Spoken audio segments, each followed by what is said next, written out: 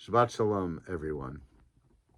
Over the years, Toby and I have been blessed to be grandparents of 7 little children, 7 babies, and now the oldest is 7 years old, and that's Miles. And each time there's been a new baby born, I've somehow connected it in this message, but certainly made note of the birth of a new baby. So last week, a week ago, Monday, we had a new baby granddaughter born to Sarah Dennett Steinhardt and Noah Steinhardt. And on Shabbat, when I was doing my message, there was 1,000 things I was thinking about, and I made no mention of it. I didn't do a public mazel tov or a public welcome to El. And so with apologies to the kids and to El, I now say welcome to this world, welcome to your family. You are very fortunate to have the wonderful parents that you have. And I'm really, really honored and pleased to be able to thank God for the birth of another healthy baby.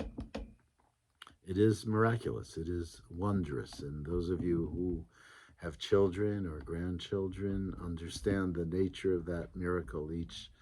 Each child born is like the creation of life itself in a way that makes you aware of the grandeur of creation.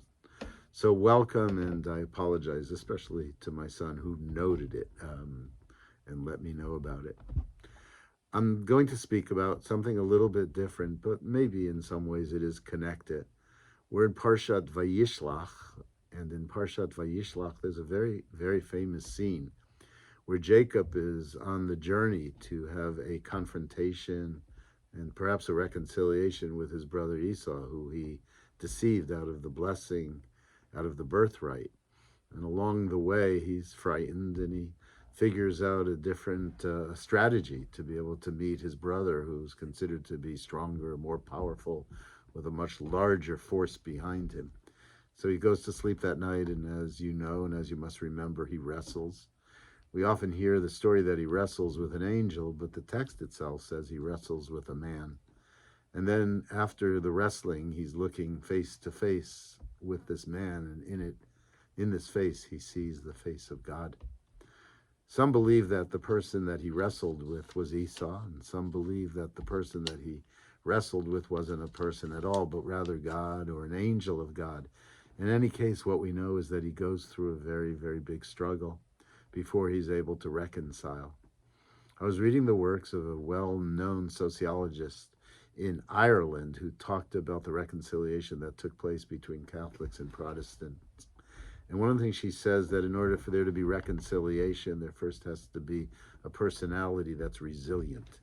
And she defines that resilient personality as a person that's been through some difficult times, a person that's been through a struggle previously in their life and understands that struggles can be transcended, and difficult times and dark times can be transformed into better times and into light. And that's really seems to be what's so very important in making peace.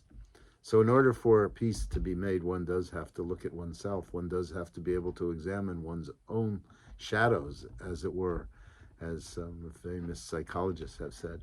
We all have those. Looking at this world and looking at our own lives, we know that we are always searching for some level of comfort and peace. And perhaps that can best be achieved by first dealing with our own struggles on an ongoing basis, realizing that we can transform difficult times into better times. So we're in the middle of the month of Kislev, and it's going to begin to get darker after this night, actually. And when nights get darker, we understand that we can bring the light, and that's what we'll do in a few weeks with Hanukkah. Shabbat Shalom. I look forward to seeing you here. I look forward to celebrating Shabbat together.